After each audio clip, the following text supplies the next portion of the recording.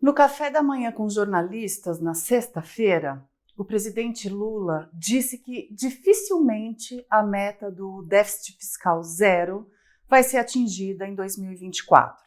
Abre aspas. Tudo que a gente puder fazer para cumprir a meta fiscal, a gente vai fazer.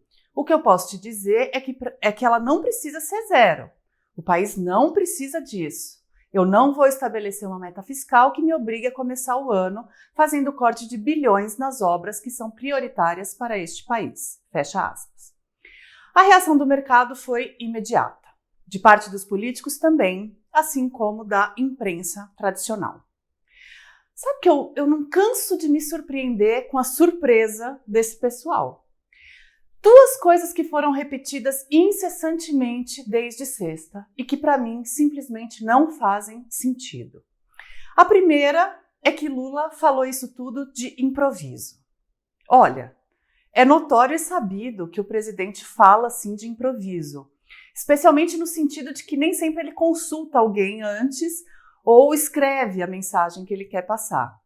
Mas deduzir daí que sua fala é inconsequente ou impensada soa até como ingenuidade a essa altura. Lula fala exatamente isso, que não quer se engessar numa meta fiscal limitadora de suas obras e de seus projetos desde a campanha. A impressão que dá com quem se surpreende com isso é daquela pessoa em negação, sabe? Que não quer acreditar nisso, que queria que fosse diferente. Mas é o que é. Lula nunca prometeu déficit zero e sempre resistiu em falar de contenção de gastos. Aliás, sempre condenou veementemente o teto de gastos. Bom, aí vem a segunda coisa que falaram muito desde sexta, que ele teria desautorizado Fernando Haddad, seu ministro da Fazenda. Esse sim, autor da promessa do déficit zero.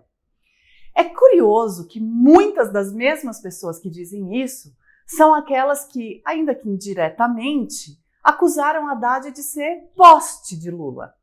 Ou seja, de só agir por ordem do chefe, ainda lá em 2018. Não se trata de ser poste ou não. Haddad nunca escondeu a lealdade a Lula e agora, na prática, não é mais que um mero funcionário de Lula. Então, deve satisfação ao chefe. Agora, é razoável imaginar que Haddad e Simone Tebet, diga-se, teriam se comprometido com a tarefa de déficit zero sem que Lula estivesse ciente e tivesse dado o ok para isso? Não, né? Juntando as duas suposições, a do improviso e a da desautorização, vamos a mais um fato. Lula teve uma reunião com Haddad instantes antes de se postar diante de dezenas de jornalistas para um café da manhã. Cá entre nós, não dá para imaginar que ele tenha deixado escapar a mensagem da dificuldade de se atingir o déficit, por improviso ou por descuido, ou mesmo para queimar seu ministro da Fazenda. Você quer debater se ele deve ou não tentar cumprir a meta? Beleza. Quer conversar sobre as prioridades do governo ou sobre ele ser gastador demais? Vamos nessa. Agora, você quer me dizer que Lula, 78 anos completos naquela mesma sexta, depois de semanas enclausurado no Alvorada, papeou com o dono das contas, Fernando Haddad, e botou um monte de repórter diante de si para falar sobre coisas sobre as quais ele não tinha pensado ou calculado? Aí não. Principalmente depois de ele ter usado exatamente da mesma metodologia na disputa com o Banco Central em torno da queda de juros. Esse é o modus operandi de Lula e me surpreende que alguém ainda se surpreenda. O que não é surpresa alguma é que assinante premium do meio tem conteúdo exclusivo, bem bolado e equilibrado toda quarta e sábado em sua caixa de e-mail. Nossos assinantes financiam todo o trabalho da equipe, inclusive este aqui, aberto e gratuito. E por falar nisso, a gente colocou no ar uma versão editada do material premium sobre Elza Fernandes, feito pelo escritor e jornalista Sérgio Rodrigues. Dá uma olhada lá. Se gostar e ainda não for premium, considere assinar. Se já é assinante, compartilhe.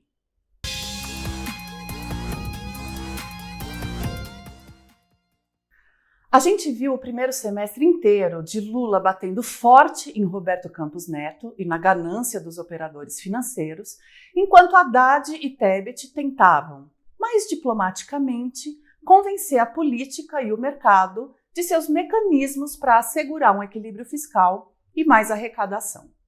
Em boa medida, esse morde-a-sopra funcionou.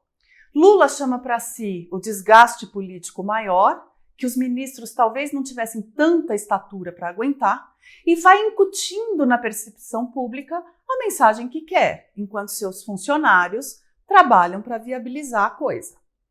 Haddad foi de questionado a queridinho no primeiro semestre, com aprovação de reforma tributária e tudo. Tebet, que teve gente que jurou que estava queimada pelo episódio do Márcio Postman, segue firme e com um senso histórico no bolso para apresentar de saldo em seu primeiro ano de trabalho.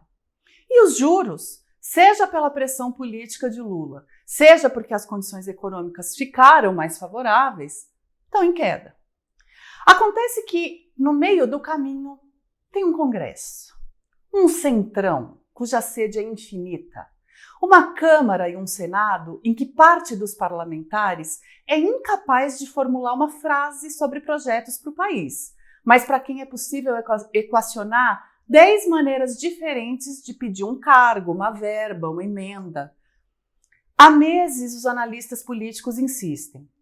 O governo federal tem que negociar com esse Congresso a cada votação.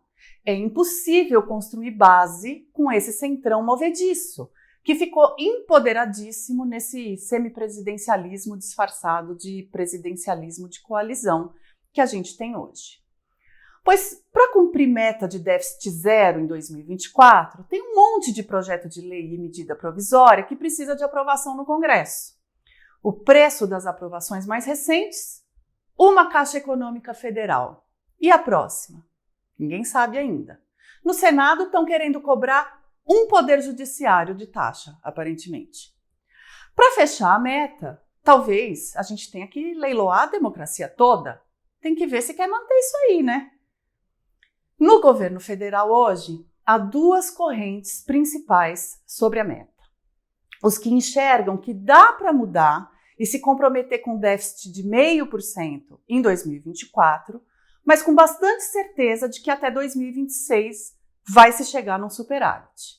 Esse pessoal entende que o custo para segurar em déficit zero já no ano que vem é alto demais para o benefício em troca. Custo em termos de políticas públicas e de que pedágio o Congresso quer cobrar. Outra corrente, que é a do Haddad, é que se o governo abre mão do déficit zero agora, perde-se parte do clima de compromisso criado até aqui. E vai ter parlamentar mediano que em agosto do ano que vem, em pleno ano eleitoral, vai dizer: vamos abrir mão do déficit de novo, galera. E a coisa pode desandar. São dois argumentos bastante razoáveis e defensáveis. É isso que está em disputa hoje dentro do governo. Só que nessa conta entram também as eleições municipais de 2024. Deputado e senador querem dinheiro para eleger prefeito, dinheiro de emenda, e não querem aumentar imposto em ano eleitoral. Percebe como vai ficando difícil?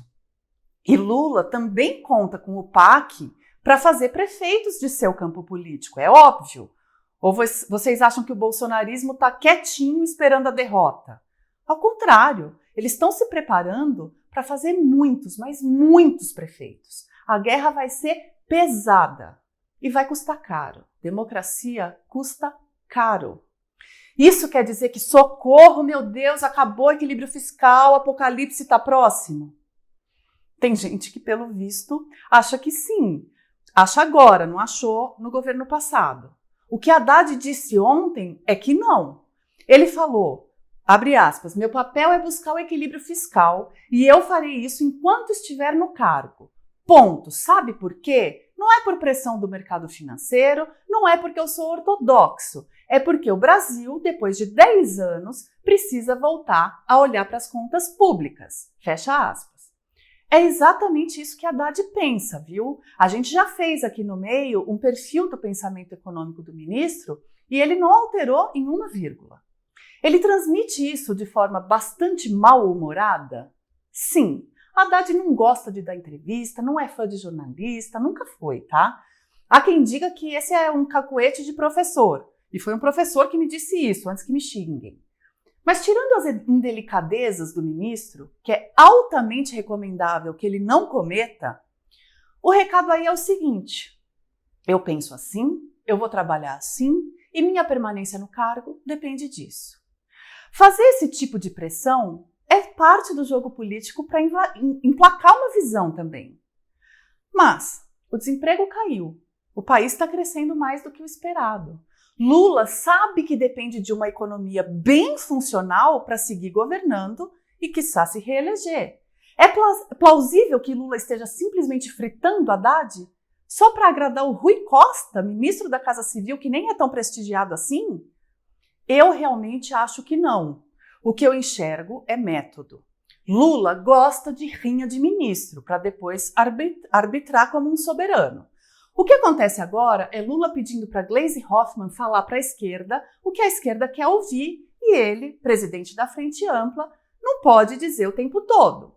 Ao mesmo tempo, é Lula dizendo: deixa eu já avisar que talvez a meta não vá ser cumprida integralmente, aguentar o tranco da gritaria do mercado e fazer a articulação política para que isso seja absorvido pelo Congresso quanto antes.